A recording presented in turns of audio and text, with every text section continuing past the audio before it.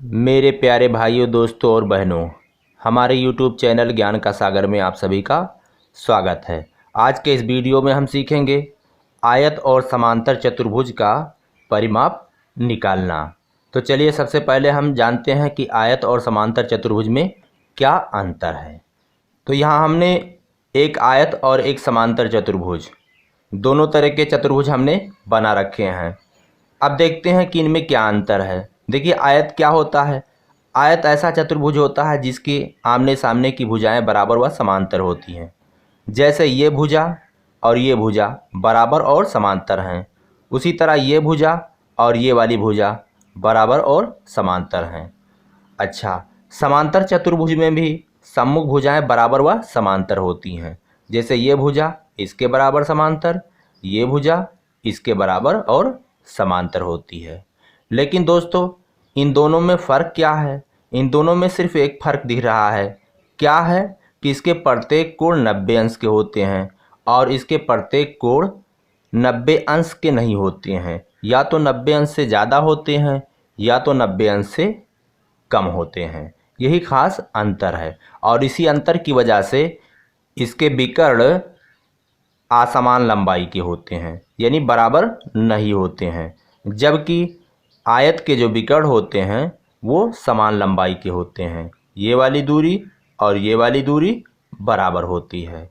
अब आइए हम आयत और समांतर चतुर्भुज का परिमाप निकालना आपको सिखाते हैं। तो आयत और समांतर चतुर्भुज का परिमाप निकालने के लिए सूत्र होता है।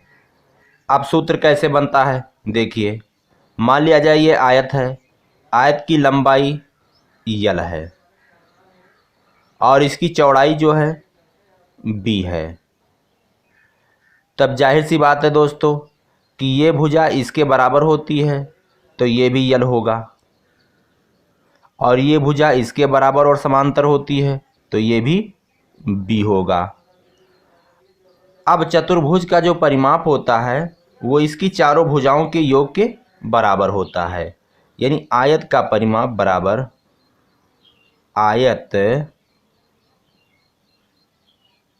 का परिमाप, आयत का परिमाप बराबर इसकी चारों भुजाओं का योग करिए तो ये भुजा की लंबाई यल है प्लस ये देखिए ये वाली भुजा बी है प्लस ये वाली भुजा यल है प्लस ये वाली भुजा भी बी है। यानी हमको चारों भुजाओं का योग कर लेना है। परिमाप का अर्थ ही होता है चारों ओर का माप। तो अब यहाँ हम हल करते हैं। चारों ओर की जो लंबाई है उसको हम जोड़ लेते हैं। तो L plus B plus L plus B, यानी 2 बार यल आया है और प्लस 2 बार बी आया है।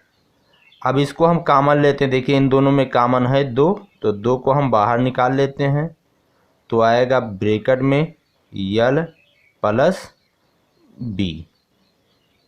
यानी इसको हिंदी में लिखेंगे तो 2 है और यल क्या है, यल है लंबाई प्लस बी क्या है, ब्रेथ यानी चौड़ाई।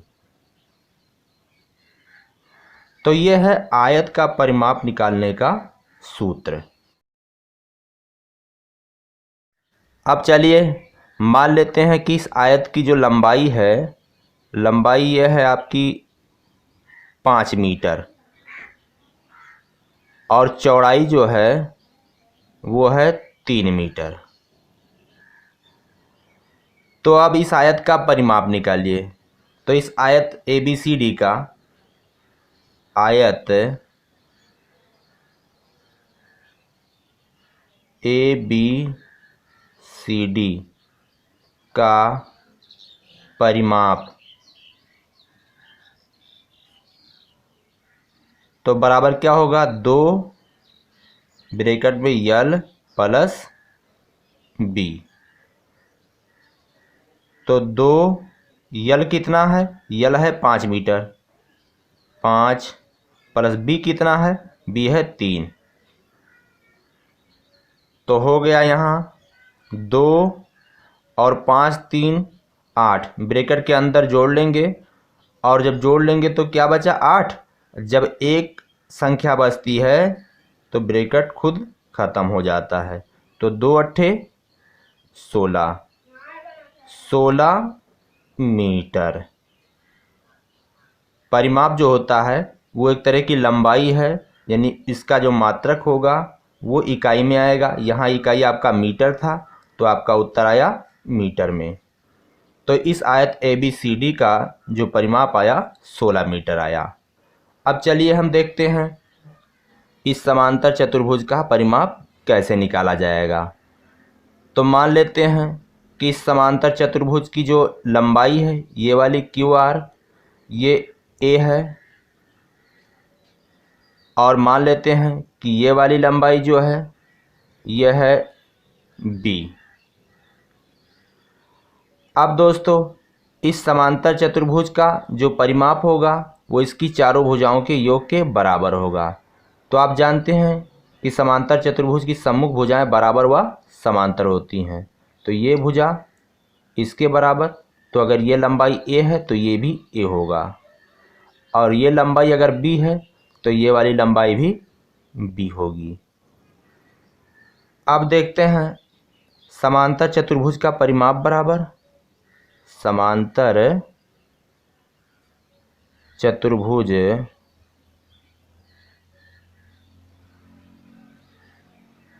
का परिमाप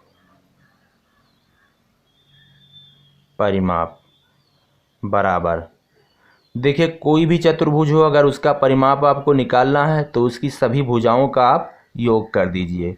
तो यहाँ एक भुजा की लंबाई A प्लस ये वाली भुजा की लंबाई B प्लस ये वाली भुजा भी A प्लस ये वाली जो भुजा है वो B, चारों भुजाओं की लंबाइयों का हमको योग करना है। तो कर दिया हमने। तो यहाँ क्या आया, 2 बार A है तो 2A प्लस 2 बार B है तो 2B। अब यहाँ कामन लेंगे, देखिए 2 और 2 दोनों में है तो हम कामन ले लेते हैं। तो 2 को हमने कामन लिया तो यहाँ क्या बचा A प्लस B। अब यहाँ देखिए A क्या है, A यहाँ है और B क्या है, ये है, यानी ये दोनों क्या हैं, आसन्न भुजाएं हैं। देखिए आयत में क्या होता था, ये लंबाई है और ये वाली चौड़ाई थी, लेकिन यहाँ क्या है, ये आसन्न भुजाएं। आसन्न भुजाएं किसे कहते हैं, ऐसी भुजाएं जिनके शीर्ष एक ही हों। जैसे ये देखिए इस भुजा और इस भुजा दोनों के शीर्ष क्या हैं, R हैं। उसी तरह देखिए यहाँ ये वाली भुजा और ये वाली भुजा, ये दोनों आसन्न भुजाएं हैं। अच्छा, ये वाली भुजा और ये वाली भुजा आसन्न भुजाएं हैं। ये वाली आसन्न भुजाएं हैं, यानी आसन्न भुजाओं के 4 जोड़े होते हैं। ये इसके, ये इसके, ये इसके, ये इसके, यानी 4 आसन्न भुजाओं के जोड़े होते हैं। तो यहाँ ये क्या है, आसन्न भुजाएं ही हैं, A और B। तो इसको हिंदी में हम लिखेंगे तो 2 गुणे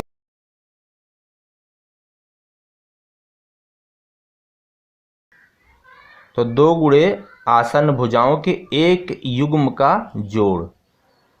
अब चलिए अब मान लेते हैं कि इस समांतर चतुर्भुज PQRS, इसका अगर हमें परिमाप निकालना है तो इसकी आसन्न भुजाएं ज्ञात होनी चाहिए।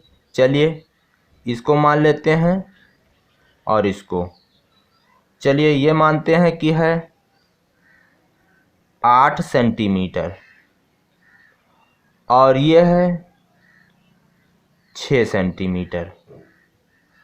तो इस समांतर चतुर्भुज PQRS का परिमाप ज्ञात करें।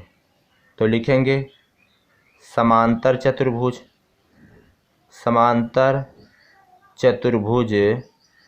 PQRS का परिमाप। तो इसका परिमाप का सूत्र क्या है, 2 गुणे आसन्न भुजाओं के एक युग्म का जोड़। तो एक भुजा को हमने A माना है और दूसरी जो भुजा है B है, ये आसन्न भुजाएं हैं, इन दोनों को हमको जोड़ देना है। अब यहाँ इनका मान रखिए 2, ए कितना है, ए है 8 और बी कितना है, बी है 6। अब यहाँ आप जोड़ेंगे 8 और 6, 8 6 होता है 14,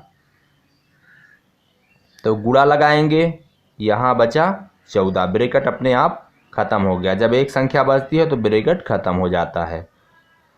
अब इसका गुणा करेंगे तो 14 दूना 28 इकाई। अब इकाई यहाँ क्या था, सेंटीमीटर, तो आएगा उत्तर आपका सेंटीमीटर। यानी इस समांतर चतुर्भुज PQRS का जो परिमाप आया वो है 28 सेंटीमीटर। तो दोस्तों, मुझे आशा है कि मेरा ये वीडियो आपके समझ में आया होगा। अगर आपको पसंद आया है तो आप इसे लाइक करिए, कमेंट करिए, हमारे चैनल ज्ञान का सागर को आप सब्सक्राइब करिए। दोस्तों, इसी तरह की वीडियोज़ हम अपलोड करते रहते हैं। हम आपसे मिलेंगे नेक्स्ट वीडियो में। इसी के साथ कहते हैं जय हिंद, जय भारत।